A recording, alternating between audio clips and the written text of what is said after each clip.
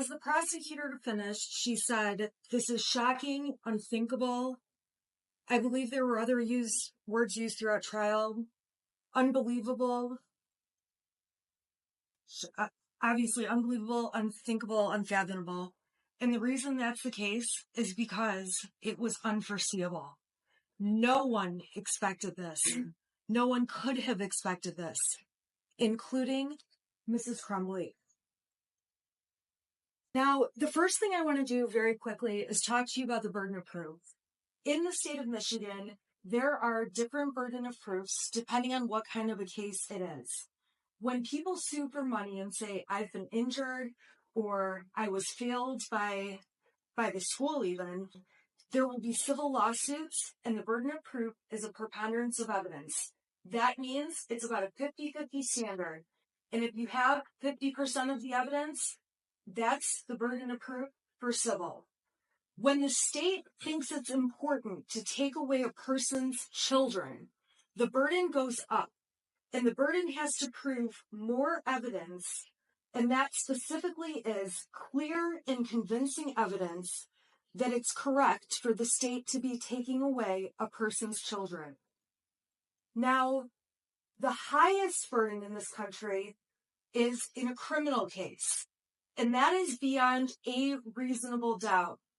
And the reason I'm telling you about the differences in the burdens is because in a criminal case, if you have just one reasonable doubt about the case, you must vote not guilty.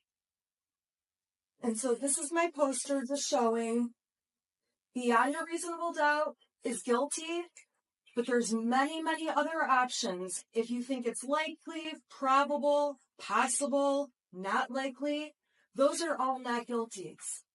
You have to be sure beyond a reasonable doubt. And later, as I go through my closing, I am going to tell you the reasonable doubts that the defense believes exist in this case for you to look at.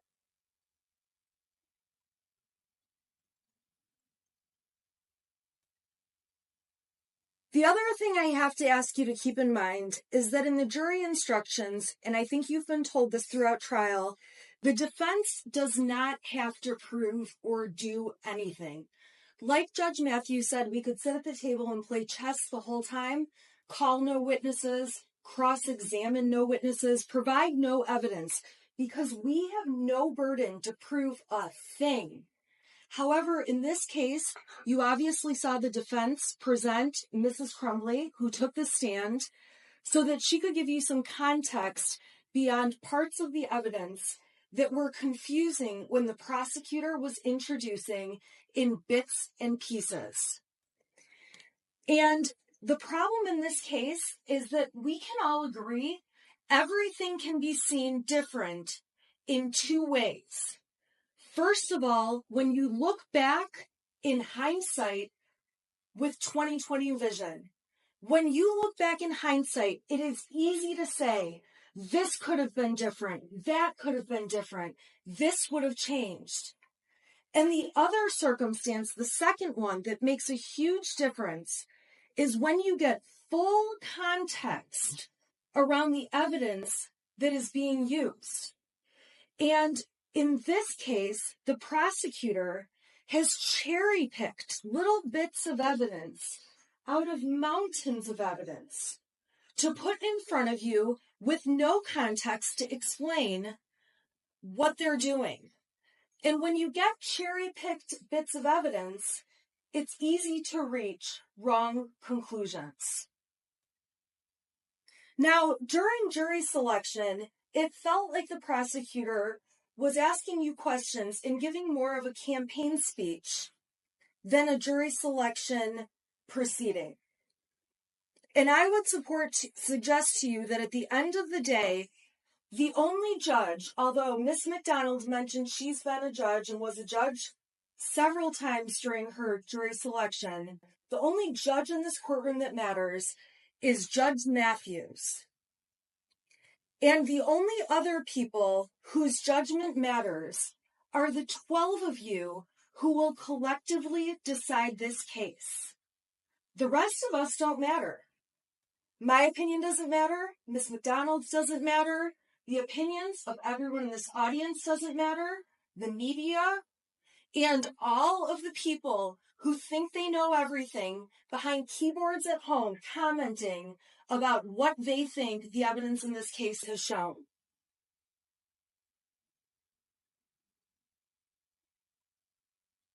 So during this case,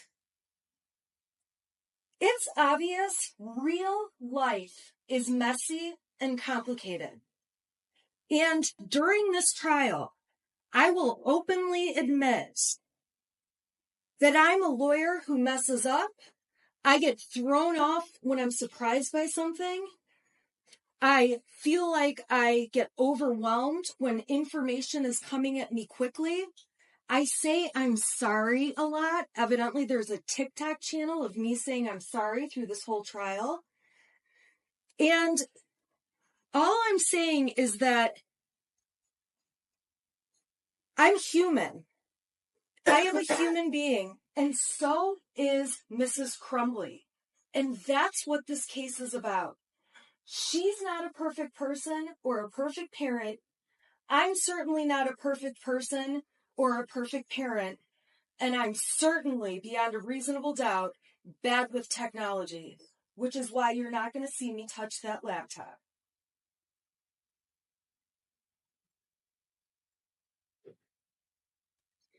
So during this trial, I have stood before you and shown you all my flaws, and I embrace them, and they are a part of what makes me human.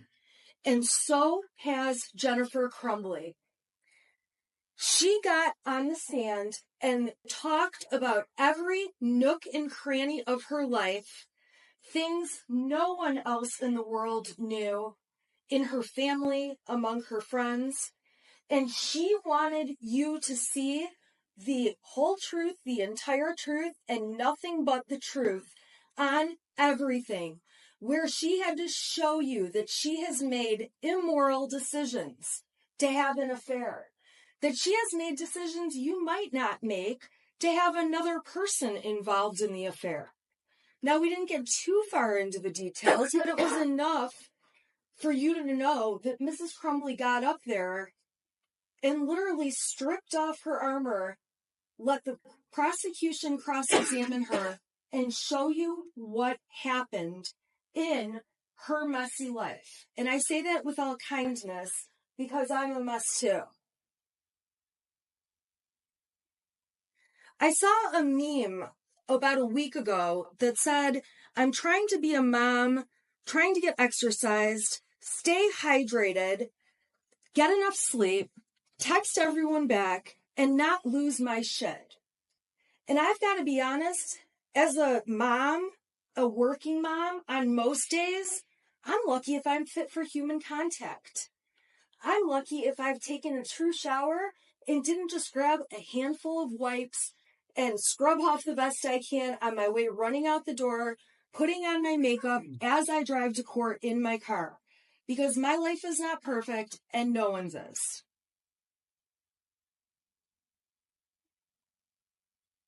And during this trial, you may have concluded that you don't like me, that you hate me. That's fine.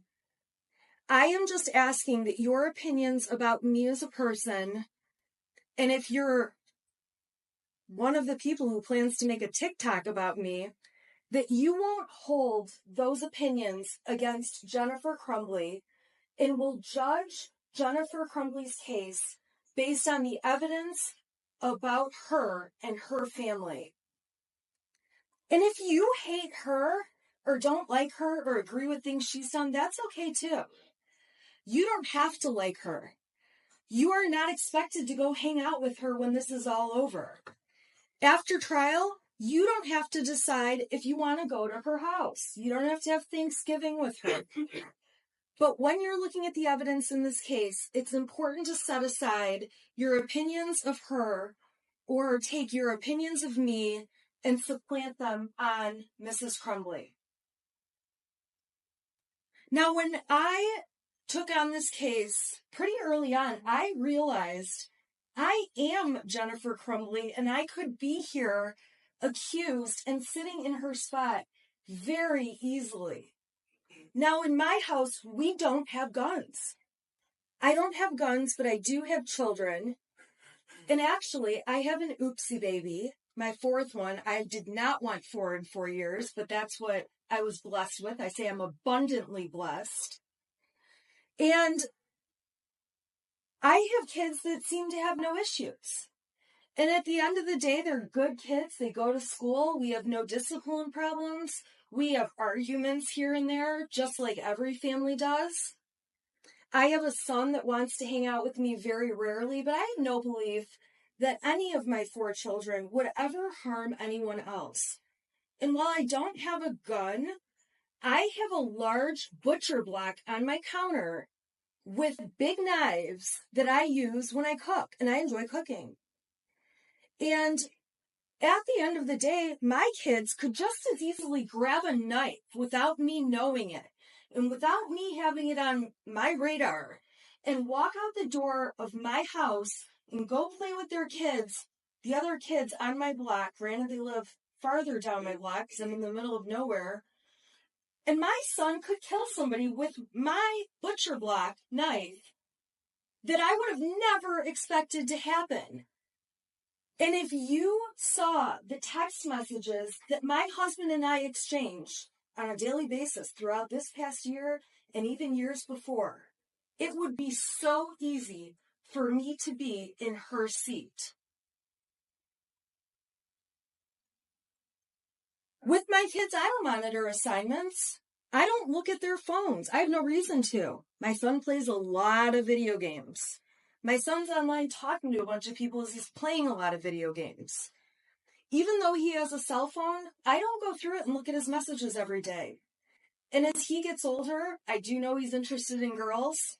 If he starts receiving nude pictures of a girl on the cell phone I own but let him use and gave him for his birthday when he turned 11, should I be held accountable for receiving child pornography if a girl sexts him over some inappropriate pictures?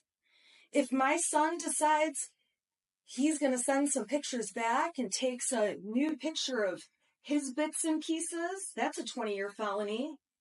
Am I then responsible because he sent a picture of his penis over to some girl? So not only taking the picture, a 20-year felony, but then we've got a 7-year felony for sending it over. Can every parent really be responsible for everything their children do? Especially when it's not foreseeable. And this clearly was not foreseeable to Mrs. Crumbley, because there's no one in the world, including Mrs. Crumbley, who would have let a school shooting happen and let what happened on November 30th take place. Not only ruining the lives of so many families and victims and taking the lives of 4 young people, but also ruining her own son's life and ripping his life right from her as well. She would be the first person on the planet who would have never let that happen in a million years.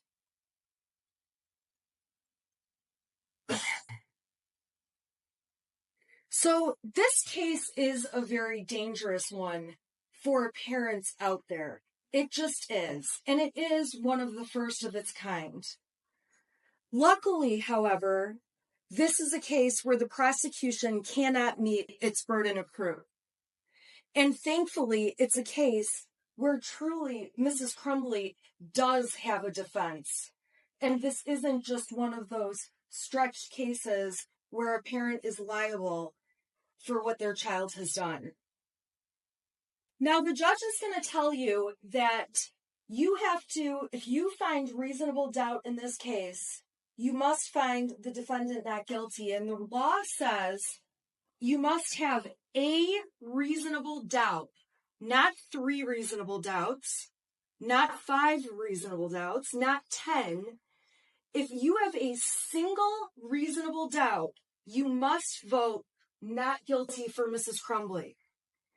And when it comes to reasonable doubt, each of you can have a separate reason to have doubt in this case. You don't have to agree on what the doubt is. And for that reason, what I am going to do is show you all of the doubts that the defense believes exist in this matter. Some of them may speak to one juror, some of them may speak to another, but at the end of the day, if you have just one, your vote in this case must be not guilty. So the first place the defense finds reasonable doubt is in the fact that the prosecution is so desperate to prosecute this case that they admitted a mountain of evidence that, quite frankly, was unnecessary. Now, they say to you they needed to show you, they needed to prove the manner of death. We stipulated that 4 people died. We stipulated that it was the most horrific set of facts you could ever imagine. We stipulated that what happened to Molly Darnell and Christy Gibson Marshall was horrible. But this prosecution, putting that evidence on, was designed to inflame you and make you emotional, strike your sympathy, and get you to hate Mrs. Crumbley, which, by the way, has been very effective for most of the media, most of the public, and for anyone who has seen information put out by this prosecutor in this case. A second reasonable doubt comes from the fact that we know, and the evidence in this case showed, context is key. And that was clear when Detective Wagrowski took the stand and said, you get better decisions when you have more evidence, and testified that in a former hearing, he messed up because he didn't have the video from before the one he saw. So he believed the parents arrived at the school together, and subsequently, when given more context, showing more video from further beforehand, he could see they actually arrived in different cars, met, and walked in the building together. And at the end of the day, the more context you have, the more accurate you can be.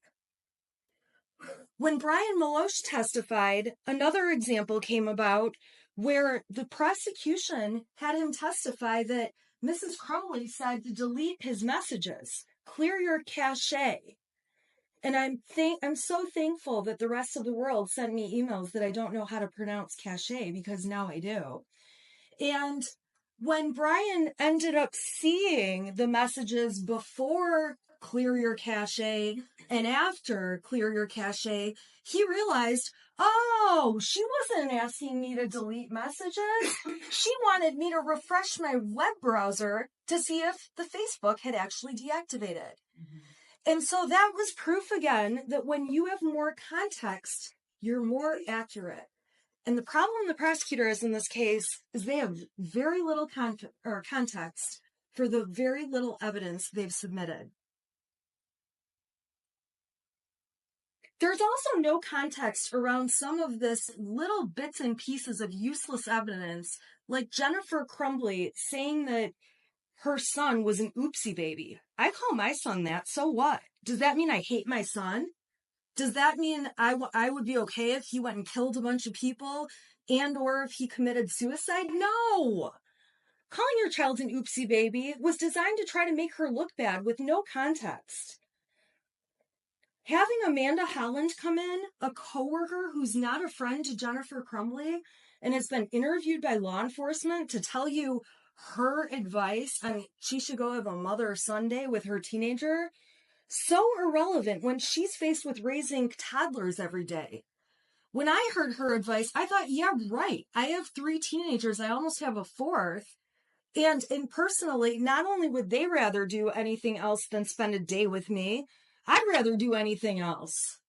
And we do spend time together, but that's not their first priority when they get to pick what they're going to be doing.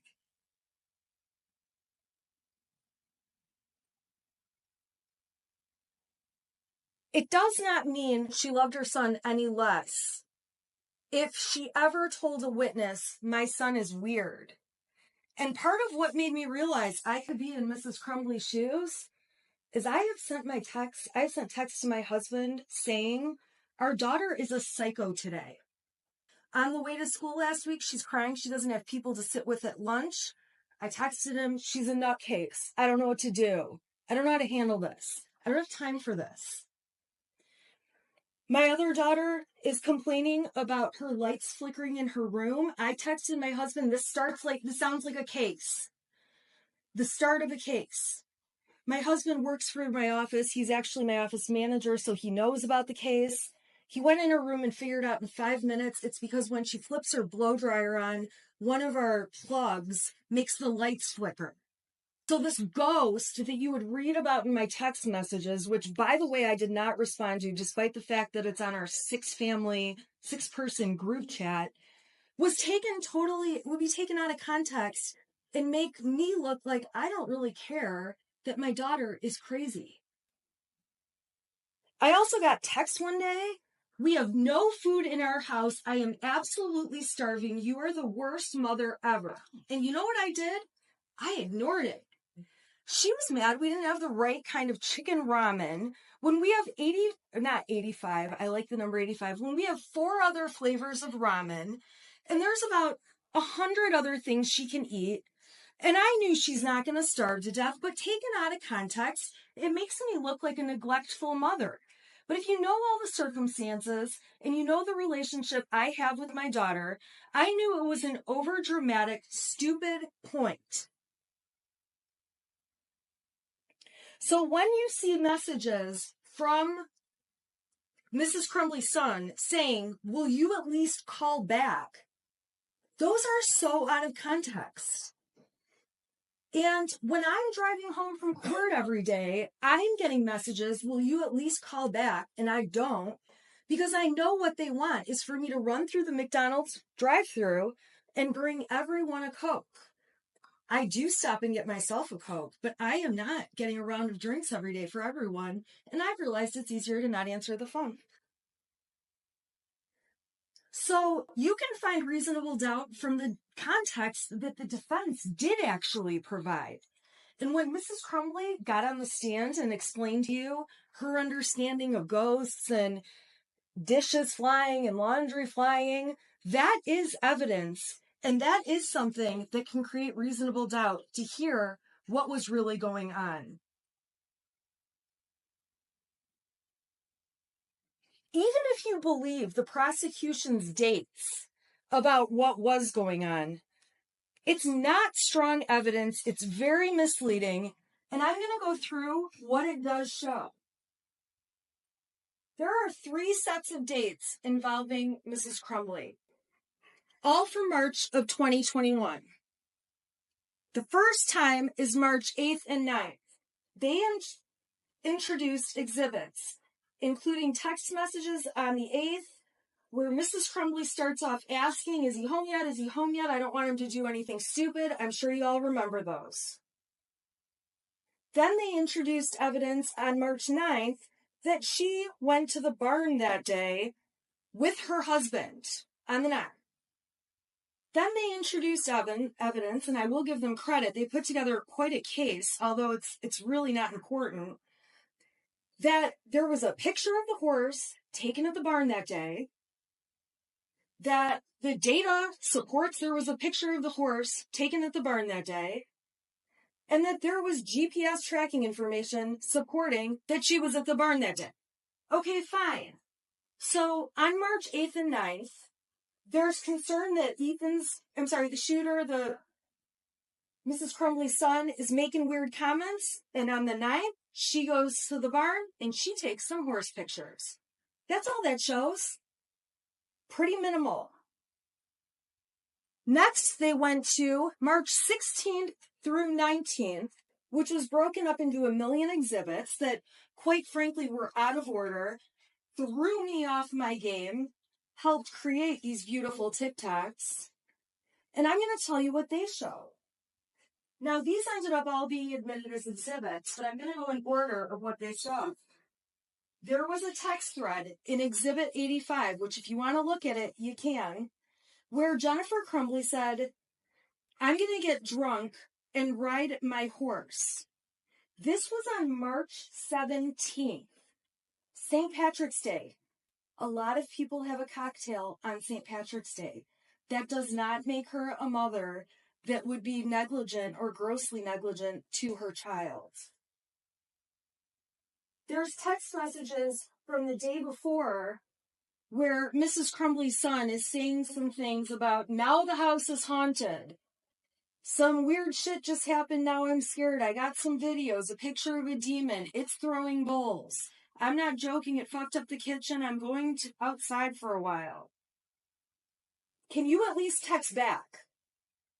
On that day, Mrs. Crumbley didn't text back, but their own exhibit, okay, which is exhibit 83, so the numbers do bounce around, so we go from 85 to 86 to 83, show that within an hour of the shooter making these ghost comments, she did call him. Specifically, she called him back at 7:24, and they had a 19-second phone call. If it was 19 seconds, it most likely was, I'm on my way home, we'll talk when I get home. So then the state, in order to make it seem like they've really, really got some proof here, they admitted exhibits 87, which show on the 17th on St. Patrick's Day, James was on a horse. They showed People's Exhibit 88, confirming the metadata that James was on a horse. They showed a picture, 89, of Jennifer on a horse that day. Metadata to prove she's on the horse that day. Another picture, number 91, of James on the horse, a different picture. The metadata to prove James is on the horse. A picture of Jennifer with her horse in Exhibit 93. And again, the metadata to support the picture was taken out at the barn and sent, and that these people talked about these horses. Okay, so fine. That's on the 17th of March. You're going to have access to all this evidence if you want to see it. Then they introduced exhibit number 86, which is where their son says the house is haunted. This is on the 17th. This is the day where he says, can you text back? This is the day where I already showed you the exhibit. She called him. She didn't text back, but she called him.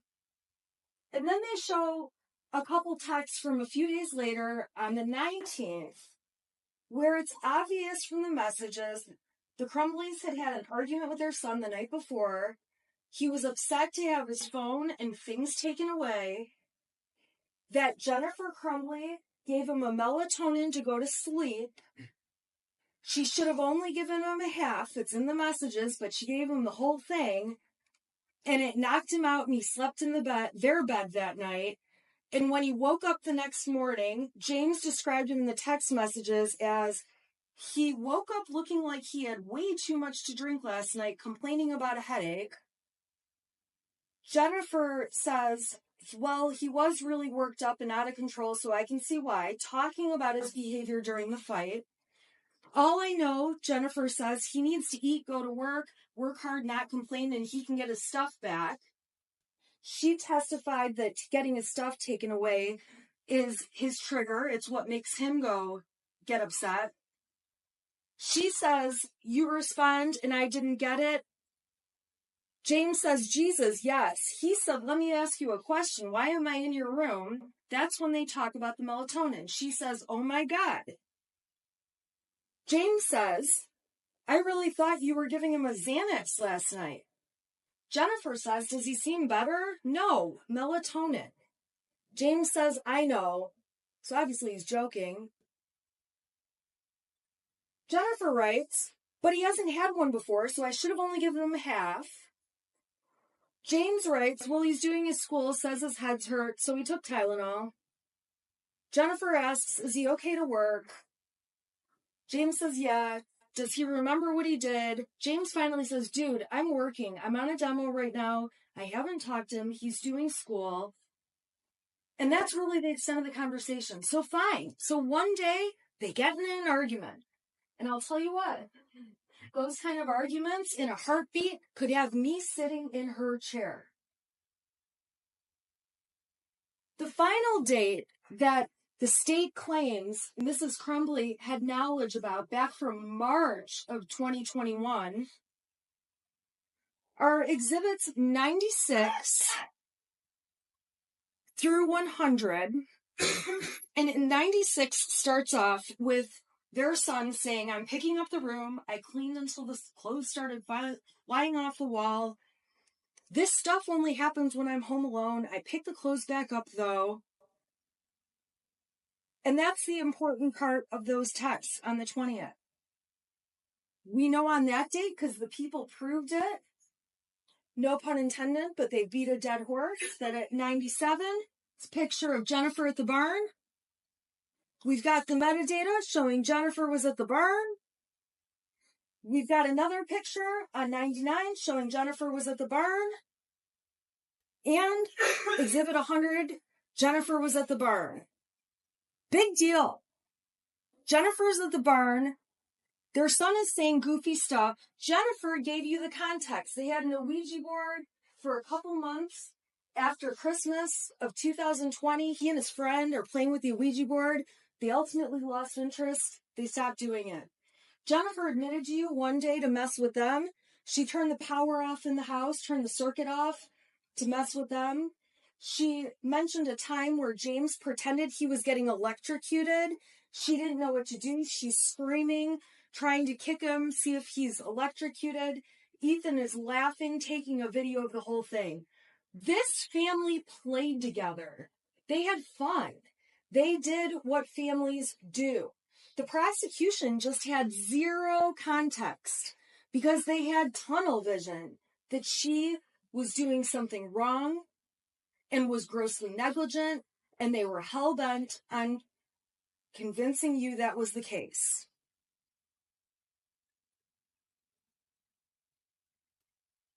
So the other thing that you can find as a reasonable doubt in the case is the lack of evidence in the case as a whole. The prosecution has made very serious claims. And when you really look at it, they have very little evidence. So what they've shown you, and I have it in these folders, are these dates in March 2021, which, by the way, are 10 months before the shooting even took place. They're before it would have... it's unreasonable to expect that things that happened in March of 2021 are an indicator that 10 months later their son's going to do something. It would be very different if every week there's something going on up until the shooting, but there's not. Because if there was, the prosecution would have brought that in and showed you every horrible thing that was happening to show you their son was being ignored, and they don't have the evidence. So what they did provide, and what was admitted, this is exhibit, I believe, 423. These are all the Facebook messages between James and Jennifer. So when you look at those Facebook messages and consider, and this includes the photographs and the GPS stuff, that they're using this much compared to this much over the period between January 2021 and the shooting. This is a very little bits in time compared to the grand scheme of things. And while the officer testified and played games with me that he's not sure this is the best evidence against Mother, you better believe if they had better evidence, they'd be up here showing stronger and better evidence. This is it, ladies and gentlemen. It's obvious from the evidence in trial, and you may find it to be a reasonable doubt, that the Crumbley son was a skilled manipulator, and they didn't realize it. He's not sick. He doesn't have a mental illness. He's had no history of hallucinations. He has never shown his parents signs of mental illness. He certainly never showed signs of mental illness wanting to get a gun. No parent would purchase a weapon if they believed their child had mental illnesses. And these are people that had 2 other guns in the house for months where nothing ever happened with those guns. They had no reason to believe that somehow this third gun was the thing that was going to make the difference. The texts that the prosecution admitted as Exhibit 101 were texts between the shooter and his friend that we have not named. The extent of these text messages saying goofy things like, I told my dad to take me to the doctor. He gave me pills to suck it up. It's at the point I'm asking to go to the doctor. I'm having insomnia and paranoia. I'm calling 911. I thought about calling 911, but my parents would be pissed. I don't disagree with the prosecution that these are alarming messages. But clearly, the shooter's friend isn't that alarmed because he's not texting back. The shooter's friend knows there must be more going on because he doesn't tell Mrs. Crumbley, who is and he's like a second child to her. And we have no other context about these messages. And if anything, the evidence does not show that Mrs. Crumbley ever saw these messages. Now, when she sees them now, she thinks, that's crazy. She'd like to know more context. But you also have to know, and another reasonable doubt you may find in this case, is created when you compare these text messages that were sent that have alarming things between Ethan and his friend to all of the messages between them, which are over 20,000. And what you would have to believe, and what I would believe, is that if the state had stronger evidence, they would have paraded it up and we would have been seeing a lot more of these.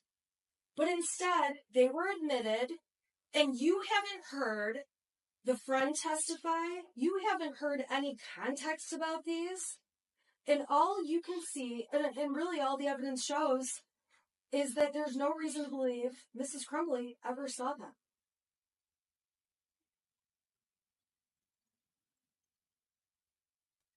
I don't want to have another leaning powered pizza situation, so I'll move this down. I'm watching. What's that? I've taken your advice. Now, the other evidence the state has shown are little bits and pieces from the shooter's journal that are quite alarming and disturbing. But again, Mrs. Crumbley says the information in there about my parents won't listen to me for help is not true. And there is no evidence to show she ever saw that 22-page handwritten document. She never saw the little bits of evidence that the prosecution admitted. To evaluate this case, you have to look at it from the perspective of what she knew. So the journal information and the small amount of text compared to all the text with his friends are things she didn't know about. There's also 2 times where the state says that they have proof that Mrs. Crumbley's son was showing signs of depression or being sad or lonely. All right, those come from April 29th, 2001. This is when Jennifer Crumbley emails the friend, his mother, and all she says is that her son's been acting kind of depressed. She doesn't know what's going on. She's trying to find out what's going on, but he won't really tell her much.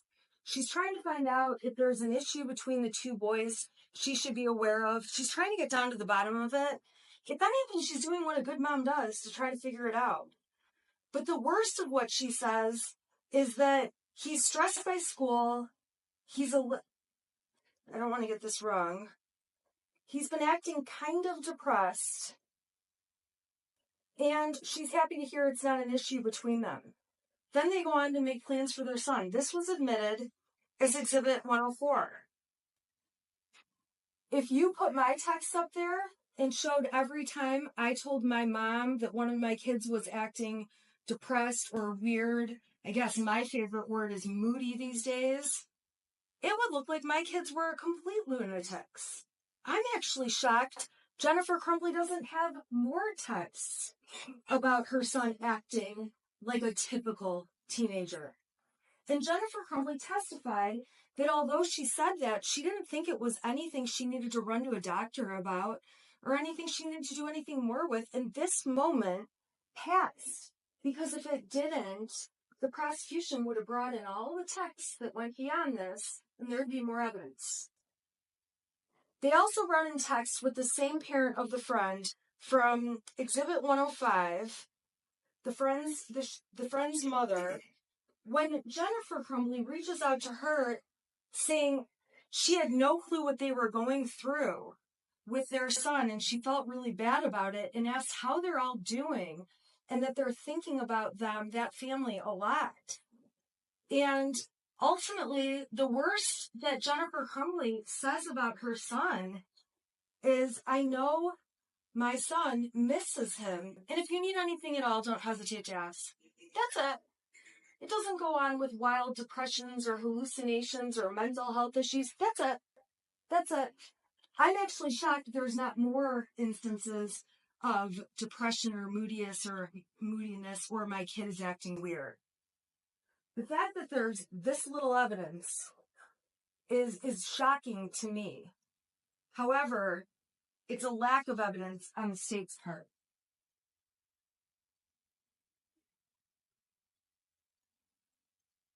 There's also a lack of evidence in Mrs. Crumbley saying he's depressed to really anyone else.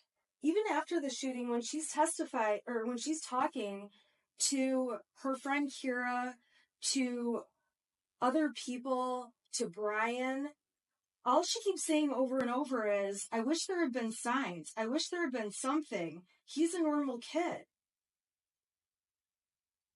There's a complete lack of evidence of mental health concerns specifically. If you want to really spend some time digging into this, you can read all the messages between James and Jennifer Crumbley, all of them, and you will find that there are not texts that go on and on that their son was exhibiting anything close to a mental health concern. And again, my text would read worse because I say things like, I think my daughter's psychotic.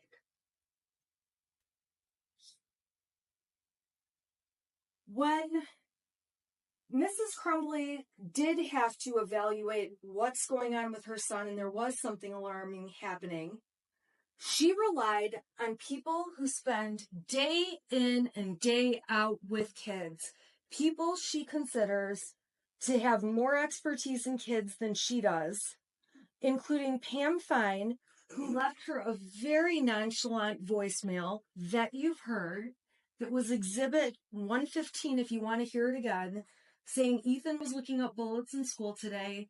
It's not illegal. It's not wrong. He's not in any trouble. It's just like how teachers can't look up hops for beer. You don't need to call me back. She was relying on the representations by the school counselor, Sean Hopkins, who took the stand and has had a lot of training, hundreds of hours of training, and made it very clear this was just an issue where he needed some kind of therapy and didn't think it was necessary to suggest to the Crumbleys, go to Common Ground today, or serious enough that he called 911. And she relied on the assistant dean, who also has an abundance of experience Mrs. Crumbley doesn't have. And quite frankly, my kids didn't come with a handbook, and my guess is her son didn't either. And the assistant dean said the same thing in the meeting with Mr. Hopkins, that that the son could remain in school that day, that he would probably be better off, according to Mr. Hopkins, around peers versus being alone, and that as long as they got him an appointment within 48 hours for some kind of counseling or therapist, that was sufficient. So it's absolutely not credible when a witness from the school, like Mr. Hopkins or Mr. Ejak, gets up on the stand and says, even if a kid is very sick, we cannot force them to go home. That is not true. And as parents with common sense, you should know that's not true. Because when my kids are puking, my kid's school will not let them be there. And when they have a temperature, not only can they not be there, but my children's school is always nice enough to remind me they can't be there for the next 24 hours, which means they can't be there the next day either. So reasonable doubt can be found in the fact that trained professionals told Mrs. Crumbley her son was not a risk, and Mrs. Crumbley relied upon it. This school also failed to even really look at the situation and tell her about things from the year before. They made it very clear that he was not in any kind of discipline issue, which is shocking to me and was shocking to Mrs. Crumbley, considering he's off topic looking at bullets in school. He's looking at a video in school of some kind of violent pictures, and then he draws a gun on his math paper instead of doing the math paper. So when school officials say, okay, this is really not a big deal, all we want is a counselor within 48 hours, Mrs. Crumbley took that as a very strong sign that things were fine. And reasonable doubt can come from the fact that those 3 people at the school, Fine, Ejak, and Hopkins, are mandatory reporters by CPS who would have reported if they thought Mrs. Crumbley or Mr. Crumbley were neglecting their son. Mrs. Crumbley even commented to others about the nonchalance that was at that meeting, that it was only 12 minutes long, which surprised her, that she was disappointed they didn't take it more seriously, that she was surprised there was no disciplinary action, and she left the school actually feeling better that maybe she had overreacted when she flew over to the school. Now, the people who are trained in these areas, they didn't just say, we're not trained in these areas. They gave specific examples. They said that kids who are really a threat, they would show nervous behavior. They would show anxiety about somebody else handling their belongings. In this case, the shooter was cool as a cucumber as Mr. Ejak went down, got his backpack with the gun in it, and brought it to him. And Mr. Hopkins and Ejak said they hoped they could get him into counseling today, but ultimately said he can stay at school and we'll give you 48 hours to get it situated. All right, so the prosecution keeps harping on the fact that Mrs. Crumbley knew they had bought a gun and that the people at the school didn't. This is Oxford Community Schools. These professionals testified about how common guns are at the school, so common, and this kind of blew me away, although I live out there, that students are known to go to the gun ranges often, that girls on homecoming wearing their short little party dresses they wear to the dance take photos before the dance holding their guns, that kids go hunting on Late Start Wednesday before they go to school, and the school has to give reminders to parents for people to leave their guns at home. So this school that obviously has a strong gun culture going on, that sees a student looking at bullets, looking at a video game type thing with violence, and seeing a gun drawn on a paper, that these school officials, knowing that community, that they didn't ask if he had a gun when they carried the backpack down, and did make a comment about how heavy it was, although the comment evidently was made to a different teacher and I misunderstood and thought it had been made to the shooter. So yeah, Mr. and Mrs. Crumbley, they didn't mention the gun, but they did mention that they had been at the shooting range with their son. And this is a community that is so into guns. I can't even believe that these girls, I always look at those pictures on Facebook and think, oh my God, how short are those dresses? And these are girls showing their dresses with their guns in their hand. They know this is a gun community.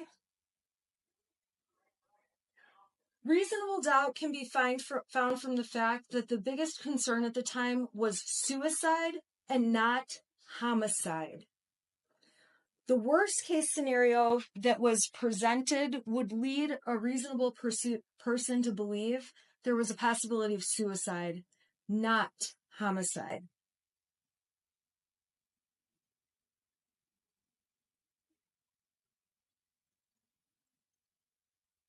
The prosecution seemed to also carry on about the amount of money and time that Mrs. Crumbley spent on horses. Just because she spends money and time on horses doesn't mean she doesn't love her son. And the fact that they have to stretch so much can create reasonable doubt. And if you actually look at the exhibits the defense submitted, you'll see that Mrs. Crumbley said she has to get a second job to pay for the braces, which are very expensive to put on her child's teeth. She paid for her son to be a part of a bowling team. She paid for him to do other sports. She cared about her son. Just because she cared about horses and bought medication from them and had a horse hobby, that's not any different than a dad who likes golf and buys new golf clubs and has a membership to a country club and spends time there and spends money at the bar there on days they go golfing. It's not any different. To try to suggest that it shows the priorities were on horses and not their son is just garbage. This is a son who had everything he needed and all kinds of opportunities in life. A son they take camping and on vacation to Cedar Point. Not only do they take him, they take a friend with them. These are parents that clearly love their child. They're sitting there playing board games with him, spending time doing that. That's all in the Facebook pictures that were admitted. Those are submitted to you as exhibits, and you can take a look at them if you want to. Brian's testimony in this case absolutely creates reasonable doubt. When Brian Meloche testified, there's no question he was inconsistent. And I would submit to you that there was no reason law enforcement needed to interview him for 2 hours, 1 hour, and then 3 hours. But over time, the police certainly caught on to the fact that the more you ask Brian the same question over and over, and he realizes he's not giving the answer you like, he changes it. And while the prosecution tries to make it sound like, well, he didn't want his affair outed, from the very beginning, he told them he was having the affair with Mrs. Crumbley. That was not something that ever changed.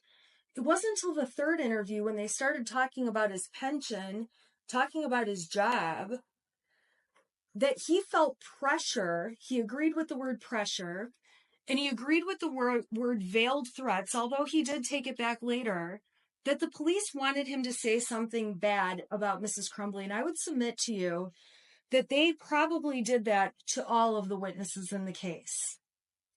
But Brian Meloche was the one who admitted to it.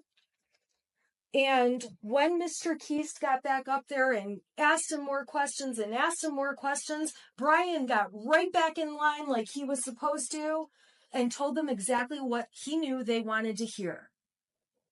Brian is a terrible witness. He said he had memory problems. And quite frankly, when he's testifying that he knows that the gun was in the car that day of the shooting, we all know no one thinks that's true. Mrs. Crumbley testified and explained the day the gun was in the car. Brian's just wrong. And when Brian testified that Brady was gone and he believed Brady died or committed suicide, I would submit to the jury that Brian is just an idiot and has no clue. And that the truth is, he didn't know the details about where the shooter's friend went. He just knew he went away. Wherever he got that suicide idea from, who knows? The prosecution didn't show any texts or anything to support that. But it's clear that Brian Maloche has been put on a mission, which is, you're coming into court, you've got some things hanging over your head, and we want you to take a position against Mrs. Crumbley. And I would submit to you that if you read the 77-page exhibit that I got yesterday and went through in painstaking detail with you, you can see that Brian Maloche did not think of Mrs. Crumbley that way when he knew her and when he dealt with her. And he testified the only places he got new information about her that made him think differently about his answers were from law enforcement and were from the media. The media that we have talked about in this case repeatedly as being inaccurate. Brian admitted that when the prosecution asked him, and we've already talked about this, to delete his messages, when I went through the part about clear the cache, Jennifer telling him clear the cache, showed him the stuff before and after, he realized it was just to refresh the page to see if Facebook had deactivated. So giving him little bits of information is particularly dangerous because he's not the sharpest. And that's what the prosecution did. They used him to their advantage to try to make it sound like they have this case and all these horrible statements against Mrs. Crumbley. And by the way, when they presented evidence that Mrs. Crumbley is deleting texts and keep making it sound like she selects different texts here and there, it actually sounds like Mrs. Crumbley deletes all her texts, as she testified, that when people start flooding her with text, she deletes entire threads at a time. Who knows what she's deleting? We saw her on her phone flipping through them super fast. And the texts ultimately that she deleted, the prosecution did point out two of them in their closing. They pointed out the texts about "we're fucked" and "we're on the run again." But they didn't mention that she deleted two texts that are actually very exculpatory and helpful to her. Why would she delete some of the most helpful and exculpatory things she said? Those two texts are on page 42 and 44 if you want to see them in the 77-page exhibit. And those two texts confirm, she calls it the string lock was on the gun. She means the cable lock, but she doesn't know enough about guns to say cable lock. The string lock was on the gun. And the other deleted text that the prosecution didn't mention was when she said that the weapon had been locked, the ammunition had been stored separately, and that everything was not loaded. There's no reason she would delete two messages that are that helpful to her. She's just a person who deletes all of her messages, as she testified to. You can find reasonable doubt that Mrs. Crumbley's state of mind is very obvious in statements she made after the shooting. Right away, she's talking about how she had no signs to believe anything would happen. At the substation interview, it's on recording, we watched it. She tells the interviewer, I had no signs, there were no signs. Then, when they have her in the car, the squad car, and she's in the back, she says to them again, I had no signs. In her text message with Kira, which was admitted, she says there were no signs. Kira says there probably were, you just missed them. With Brian Maloche, Mrs. Crumbley says again, there were no signs. I would submit to you, this is not some master plan where Mrs. Crumbley decides she's going to suddenly say there's no signs. First of all, there's no evidence of signs Mrs. Crumbley knew about.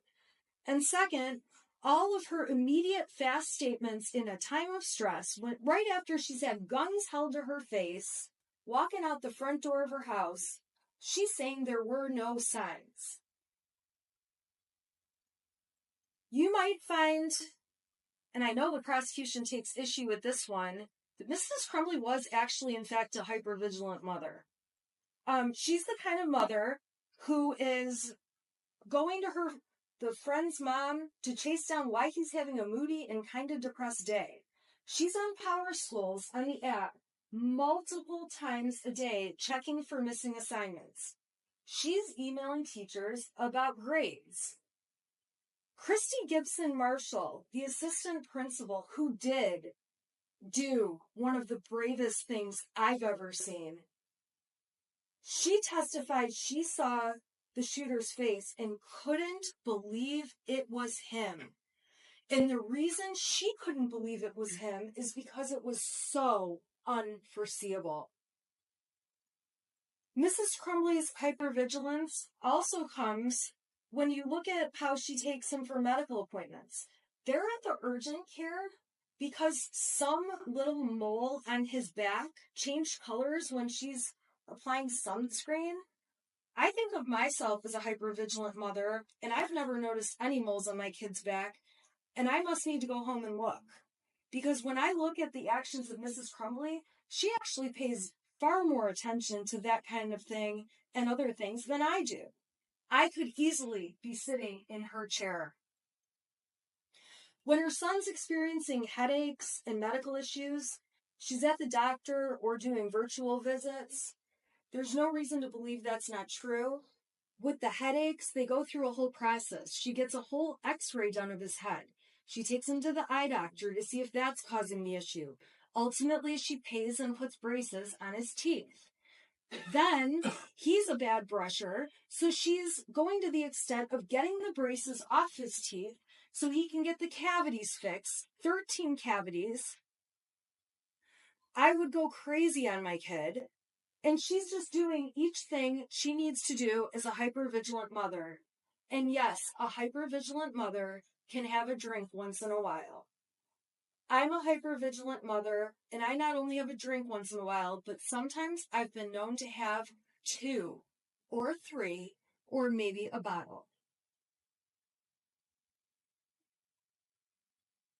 Reasonable doubt can be found from the fact that Jennifer Crumbley did her best as a mother. While going to the shooting range is not her thing, she's trying to find a way to bond with her son, who has just had his best friend move away. She took him camping, took him on trips, brought the second son along like I've already talked about. She let him have pets. He is the cutest little kitten you've ever seen in these Facebook pictures. Board game nights with him. She's not neglecting him in any way. And if anything, she's going to the gun range for him, not because she enjoys it. You can tell how much she loves it when she gets up there, shoots a couple shots, and then just stands there letting him enjoy the activity he likes. And I do the same thing for my kid. He likes to go to skate parks. I would rather do anything but go to the skate park. But I sit there and watch and say, oh, that was amazing. And all I hear is, Mom, watch this. Mom, watch this. Mom, watch this. And I would rather do anything else. But Mrs. Crumbley on that day is trying her best to bond with her child and have a relationship. Showing the pictures of the messy house was just not necessary. And the prosecution explained to you they weren't trying to prove she had a messy house, but much of it was just so unnecessary that I would suggest they are trying to make her look bad. They do kind of make her look a little bit like a hoarder. But if you saw pictures of my house right now, like a snapshot in time, you'd be just as horrified. I've been so busy getting ready for this trial, ready for all the fun we've had in the court and through these last few weeks. I still have my Christmas trees up. I was complaining to my husband the other day, oh my God, we still have our Christmas trees up. This is embarrassing. And he said, hey, Shannon, we still have ceramic pumpkins up. And I realized, oh yeah, all of our fall decorations are out too. And right now, I have piles of laundry all over. My kids over Christmas break put together stacks of stuff I need to take to the Salvation Army. I have donations of my own that need to go. My house right now, if they did a search warrant today, would look just as bad as Mrs. Crumbley's. And it says nothing about me parenting my child. If anything, when I come home from work, I make a deliberate decision. All right, listen, I can run around this house for 3 hours and try to get as much as I can done. Or I can sit on my couch and watch old episodes of the Kardashians with my daughter. And I believe my time is better spent hanging out with her watching trashy TV than cleaning up my house because I get a chance to spend time with her. And Mrs. Crumbley was the same kind of mom. She was waiting until the holidays to have more time. She said she was going to clean her son's room. I would be screaming that I would make my son clean his room, but regardless, the project coming up was going to be to get those rooms in order. But at that point in the year when the holidays are coming up and you're getting ready for all of it and going through Thanksgiving, it does get to a point where you do have boxes piling up and you're just trying to get through those last days of school to get to Christmas break. There's reasonable doubt when you look at what Mrs. Crumbley thought after the meeting with Mr. Hopkins and Mr. Ejak. The state of mind she was in and her thoughts and what she was thinking come in through her statements. She thought everything was way less of a big deal when she left that meeting. She thought leaving him in school with his friends was the better decision based on Hopkins saying peer support is a good thing. She thought making him an appointment was sufficient. An appointment within 48 hours was sufficient. That doesn't even mean the appointment was going to be within 48 hours. Reasonable doubt can be seen in the video when Mrs. Crumbley first sees her son at the substation. Her reaction to seeing him in this complete state of disbelief as to what's going on is to look at him and say, why? Why? She doesn't look at him and say, I knew you were going to do this. She doesn't look at him and say, see, I knew we shouldn't have bought that gun. She says, why? Why? And when he says, take care of Dexter, she cannot believe that's her son and goes back into the other room with her husband and says, what the fuck? He didn't even care. And while the prosecution asked questions about, well, she's not sobbing, and we hear sobbing, and that's clearly James. James is sobbing. When you look at the video, if you decide you need to see it, Mrs. Crumbley is dabbing her eyes and wiping her eyes. And fine, she's not the crier some other people are.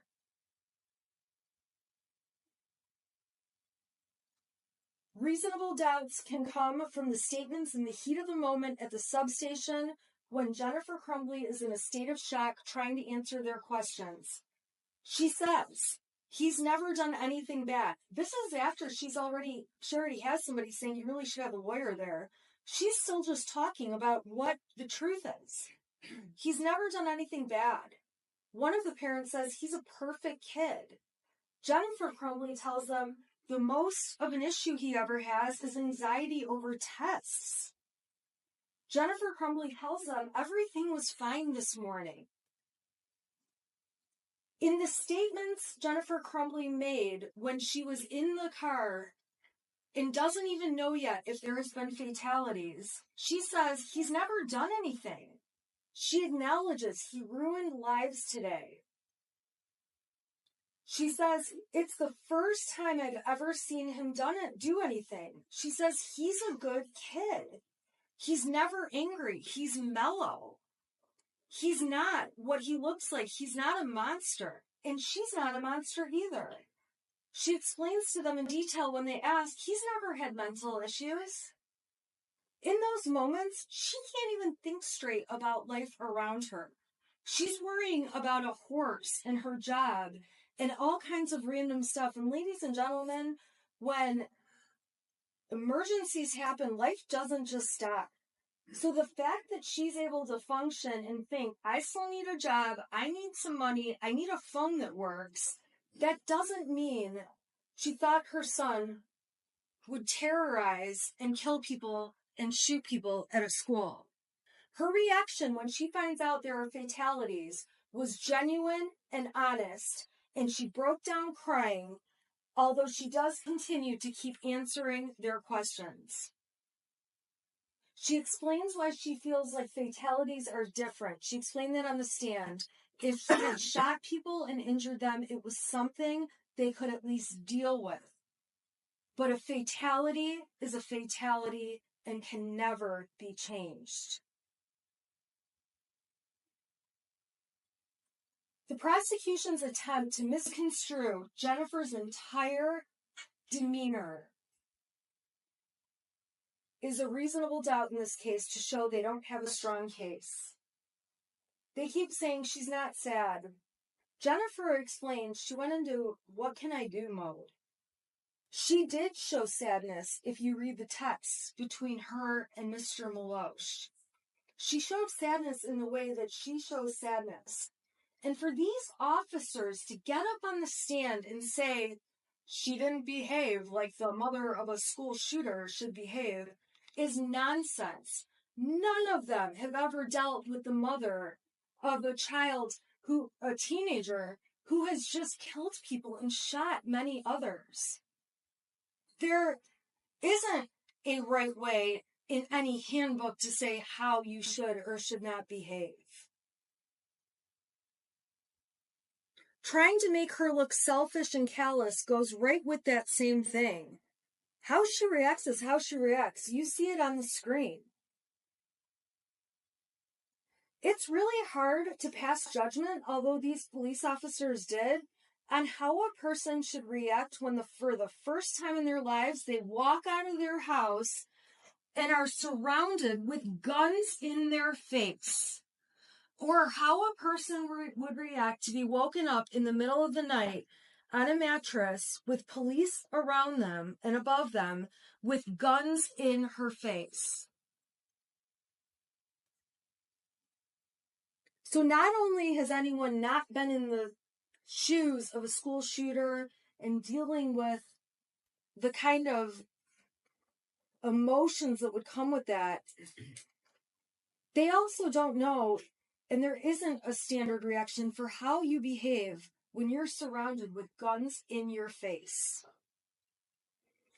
Jennifer's own statement provides reasonable doubt that she didn't think he would hurt other people. She typed to him, "Ethan, don't do it." She didn't say, "Don't shoot people." She didn't say, "Don't hurt anyone." She thought the only thing on her radar that could be possible at that point, knowing there's an open shooter and he has a weapon, was that he would kill himself. Reasonable doubt can be found in Jennifer's testimony. Jennifer's testimony is evidence, and at the end of the day, whether you believe, like, hate, however you feel about her testimony, the defense didn't have to prove anything. You still have to evaluate the prosecution's case for what it was. However, Jennifer Crumbley did take the stand, and that was not easy for her, to give you additional context about what was going on in the shreds of evidence the prosecution cherry-picked and put before you. The only person who's actually been consistent in this case, and you can find reasonable doubt from this, is Jennifer. She's consistent in what she says to police, what she says to her husband about things, and what she says to other witnesses who testified. You can find reasonable doubt in the fact that the police officers are very, very biased in this case. There is no doubt this is one of the most awful situations any one of them have ever been involved in.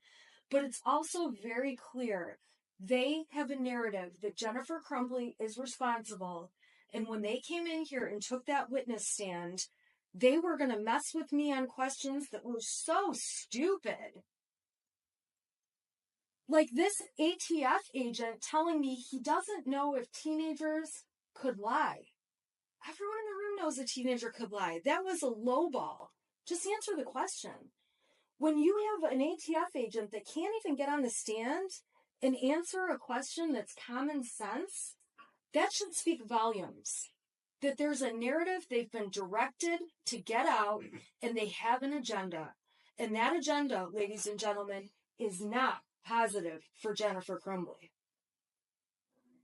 Making this big deal about money and cash that Mrs. Crumbley took out is another reasonable doubt in this case. Mrs. Crumbley explained her dad had accounts frozen. She didn't want her accounts to be frozen. Her dad put money in that day so she could take it out. Getting money out of the account that had her son's name on it wasn't done in any way to steal money from her son or show she doesn't care about him. She's the one that contributes every week from her paycheck into that account. And at the end of the day, she wants cash because everyone in the world absolutely hates her. She can't walk in places and hand them a credit card. Hey, Jennifer Crumbley's on that credit card. The only option she had was cash. She can't go in and start showing identification and things to get hotel rooms, and the more cash she can use, the better. The less she has to risk that people are going to figure out who she is. And remember, the world was essentially showing its colors against her as she was receiving threatening messages in the days that followed that shooting. On Facebook, from other people, in her emails, in her Instagram, everywhere. They're so threatening, her employer is making her shut down accounts. Her friends, people that have been her people for years, don't want anything to do with her and don't want to be by her because she's that dangerous at that point in time. So for her to want to have cash makes absolute perfect sense. That's not a sign she's trying to flee. And also, if you're trying to flee, you don't go around local Oakland County and areas surrounding it and carry around a syringe of horse medicine. If you're going to flee, you abort mission on the horses. At that point, you're fleeing. It's very obvious Jennifer Crumbley, her intent was not to flee. Her intent is to stay safe. Her intent is to avoid threats. Her intent is to get this horse medicine to this horse, which obviously can't happen if she flees. It's clear when she's at the art studio that she's not hidden very well. She's outside smoking. Her husband's outside smoking. We saw the evidence of the cigarette butts in the snow. There's commercial buildings around and businesses within that studio. She's walking around taking a tour of the studio with her friend who owns it. And there's cameras all over the building.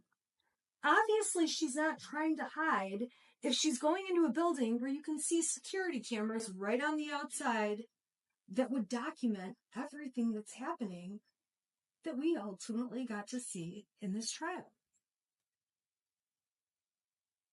It's clear she's trying to stay the night in Detroit on November 3rd and didn't know where to go. It's clear from the video she's dead asleep at 1 o'clock in the morning when they're ultimately found and woken up to guns in their face. She testified she took 4 Xanax, and so did her husband. We also saw evidence there was a liquor bottle in the garbage, and presumably she had a drink. After 4 days of no sleep and not really eating, one can only imagine how hard 4 Xanax and a cocktail might hit you. So they make this big deal that there's text messages after 11 o'clock saying we might have been found. Well, earlier in those text messages that were admitted by the prosecution as Exhibit 430, the first text says, Marielle, this is Jennifer's phone. And Marielle was the other attorney at the time. Marielle, this is Jennifer's phone. James and Jennifer are using Jennifer's phone now. Next message. The other phone broke. And then there's a message to the Crumbleys, when you can, we'd like for you to call us. That's at 6:19. Then at 6:21, thank you, Shannon's calling you both shortly. Then at 7:02, I text Marielle and I are going to come get you in the morning. We do not think it will help to make a statement that you're coming in or that it will be tomorrow morning. All we can say, as we've told everyone, is that you're coming back, and as of tomorrow, you'll be back. My next message says, we can show them that everything we've said was going to happen did happen. Because the Crumbleys weren't running. They just wanted to turn themselves in to a court. And law enforcement got on the stand and told you that's something people commonly do. It just didn't happen in this case. At 7:03, the Crumbleys write back, and we don't know if it's Jennifer or James because they're sharing this phone. Okay. Text to the lawyers that say Marielle Shannon lawyers. Who knows why they sent that? I text, I am going to drive home from my office right now. I'll give you a call in about 45 minutes so I can get all of the bond factor information written down for you, for Marielle and me. I'm asking for bond information so we can go to the court in the morning. I'm going to object. There's a prior ruling. She cannot be a witness. That was already dealt with. Sorry, I thought I was arguing off the evidence they admitted. Well, you can argue off the evidence. Okay. So they say at 7:37, okay, we'll be waiting. I'm going to call in 1 minute, okay. Then at 11:14 on the phone that both of them have been using, a text is sent to the lawyers. Think we might have been found, don't know, just a heads up, please check. It's not for a couple hours that they're actually found, but Mrs. Crumbley testified she didn't send that text and she was already asleep. Now, after those text messages, there's 2 more pages that are included in that exhibit. So if you do end up taking a closer look at 4:30, which is totally fine, just be aware that there's another thread that starts that's a repeat, and I don't know why that is. I just want to let you know that, and I'm not sure why that exhibit is like that. That was a new one we got, obviously, all today. In the days after Mrs. Crumbley and Mr. Crumbley are planning to turn themselves in, we know they're planning to turn themselves in because Exhibit A was admitted, which showed they were trying to find a hotel in Auburn Hills on Priceline for December 4th and 5th, in case they needed it for the weekend. There's no doubts, and I don't need to go on and on about this, they were getting threats. That was so clear at trial. They were afraid to go turn themselves into a police station.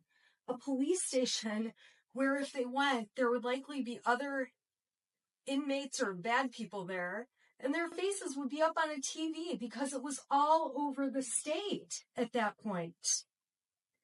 They were terrified. They wanted to go in through a lawyer.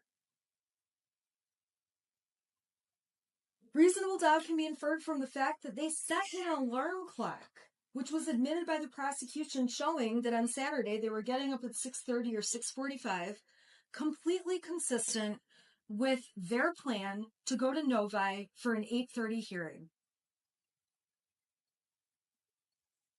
This is also not James's trial.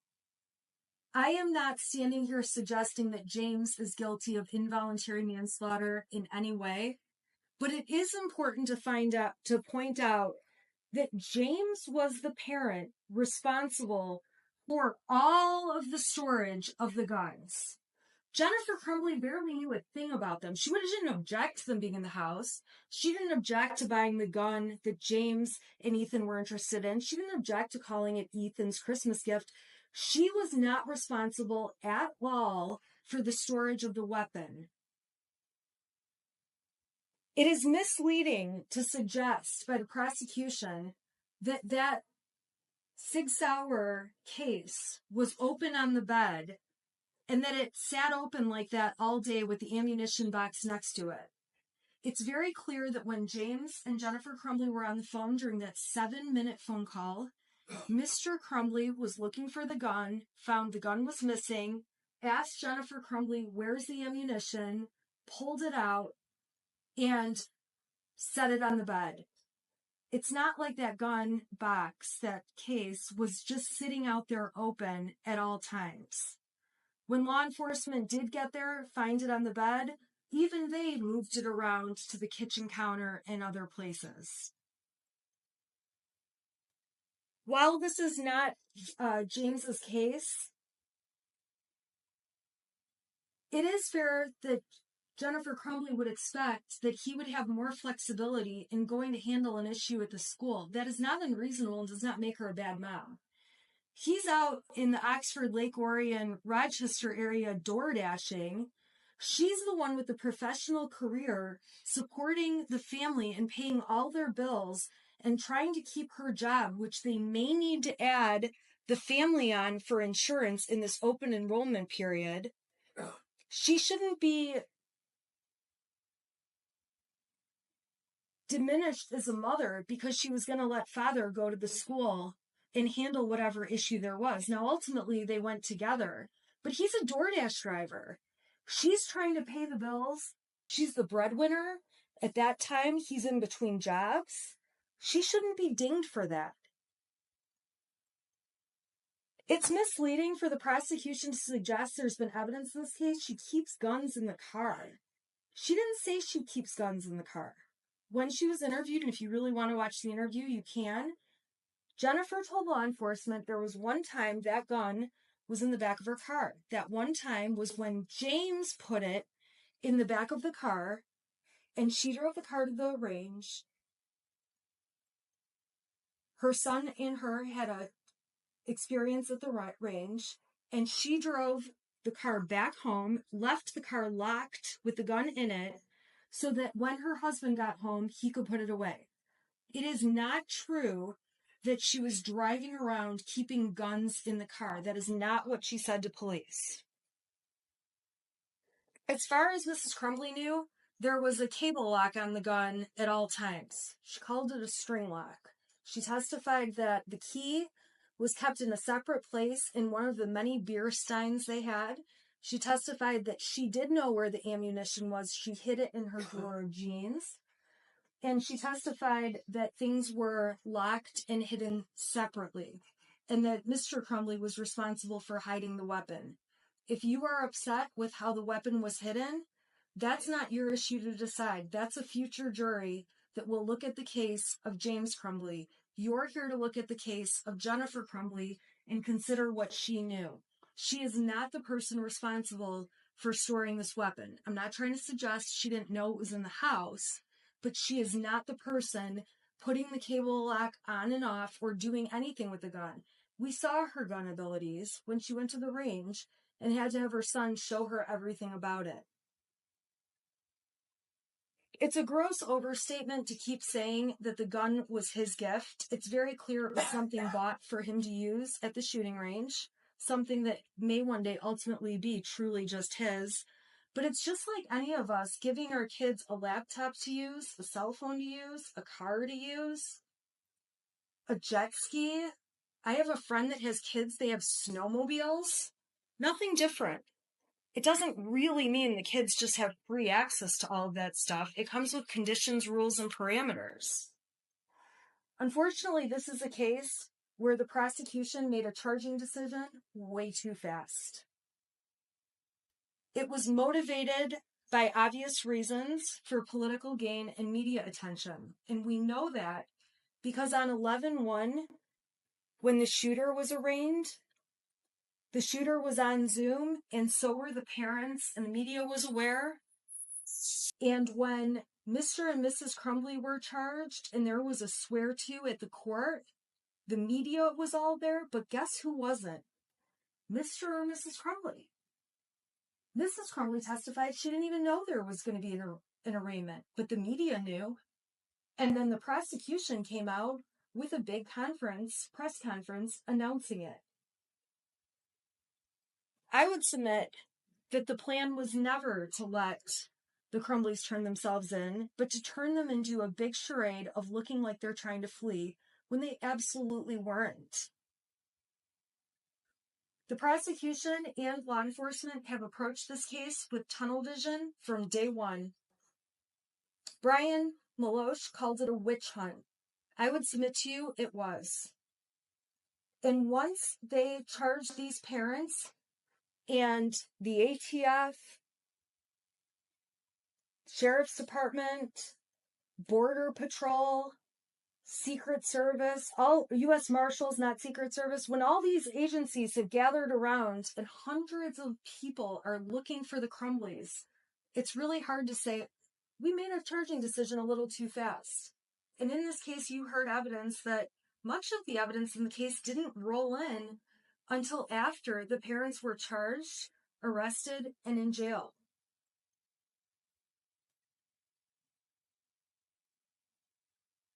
To try to suggest having multiple phones as a sign of fleeing is just garbage. I think everyone here clearly understands why they bought burner phones and why they went and bought replacement phones with their phone numbers so they could use two-factor authentication to get into their accounts. Jennifer Crumbley is seen in the police interview at the substation handing her phone to law enforcement when they're asking questions. When the police tell her they want to take her phone for a search warrant, she doesn't want to hand it over right away, but it's not because she's trying to hide things. It's because it's her only line of communication. She doesn't really understand how a search warrant works until her husband explains it. All of her contacts are in the phone. She doesn't carry around a little diary of all the numbers, although police do let her get the numbers out. And it's the only way people can get a hold of her, and she's been in touch with them nonstop, as we can see when she's in the police vehicles. And again, although she's on her phone, and there's a substantial amount of time where she's looking things up, communicating with people, trying to get things done, that doesn't mean she believed her son was a school shooter and had no emotions over what was happening. The prosecution has painted her out to be a person who lacks remorse, and I would submit to you that she would change everything if she could. And when she looks back and says there's not a thing that she feels she could have changed that would have changed something, you have to keep in mind that the suggestions by the prosecution are just ridiculous. Giving him a hug that day in the counseling office was going to stop a mass shooting? That's just ridiculous. There is nothing to prove that anything could have stopped a mass shooting when you're dealing with someone who is so manipulative and is a criminal and was a shooter in cold blood and pled guilty and took responsibility as an adult for his crimes.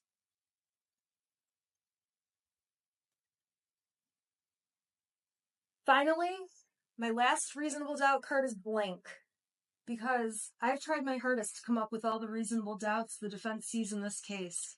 And like I said, each of you need only one to vote Mrs. Crumbley not guilty. But a lot of times jurors think of a reasonable doubt I miss because there's so much evidence. And we've already established, and I've admitted I'm not a perfect person and not a perfect lawyer. So I put a blank card before you so that if you have a doubt I've missed, you know you're not limited to what I've suggested or the defense has suggested. You're welcome to come up with your own doubts on your own.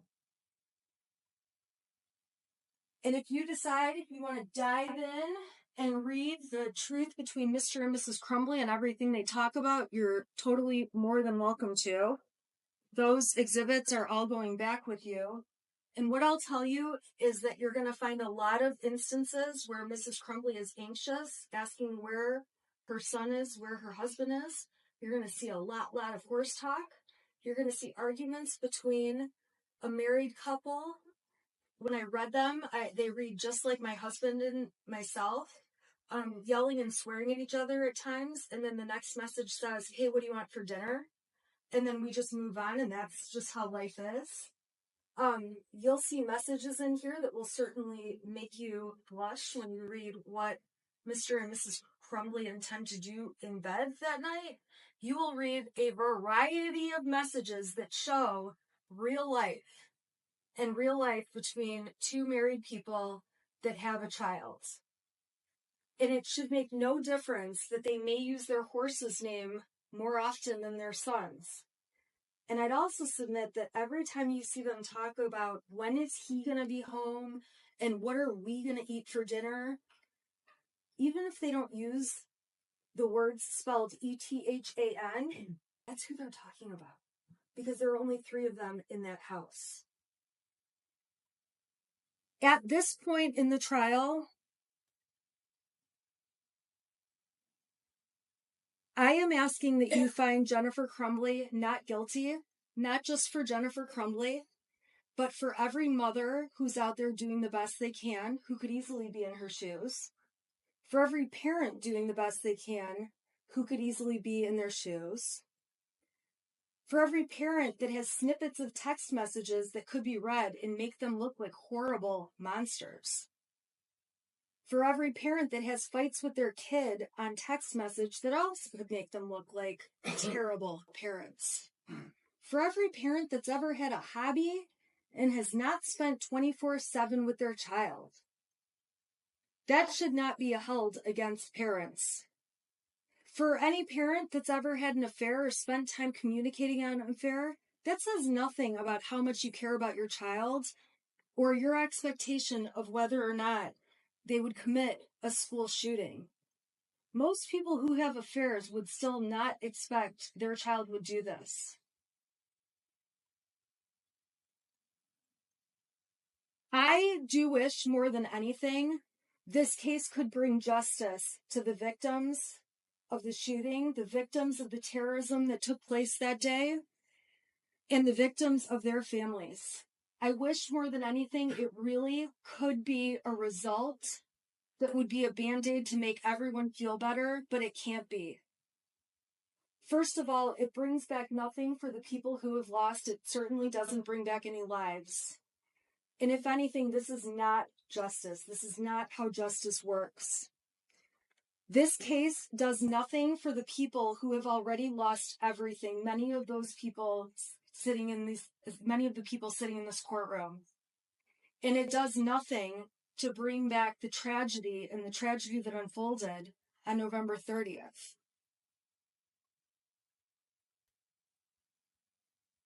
At this point in time, the prosecution cannot prove that Mrs. Crumbley avoided exercising ordinary care that would have saved lives. The prosecution cannot prove that Mrs. Crumbley was aware there was a danger that existed by her son that required her to exercise reasonable care. They cannot prove that she was grossly negligent and that there was any way she could foresee that this would happen, as awful as it is, and we all stipulate it is. At this point in trial, I always have to sit down. This is how the court rules work. The prosecution gives a closing, I give a closing, they have an opportunity for rebuttal, and then I don't get to say anything else. And I'm sure you can see from my demeanor in trial, when the prosecution says something that I know I have an argument against, I get anxious, you can see a reaction, and I'm not going to do that. But I am going to tell you that as they argue, I will have many things that I wish I could get up and say, that's not true, and argue against. So what I would ask is that when you go back in the jury room and begin to deliberate, you think about and ask yourselves, what would Shannon Smith have said in response to the rebuttal where they get the last word? I would just ask that you consider that in your deliberations, because I guarantee you I'll have a very hard time sitting here knowing that the prosecution gets the last word when I know the defense would disagree with it. And I am asking each of you to vote that Mrs. Crumbley is not guilty, because she is not guilty, and because a not guilty verdict is the only fair and just result in this case. Thank you.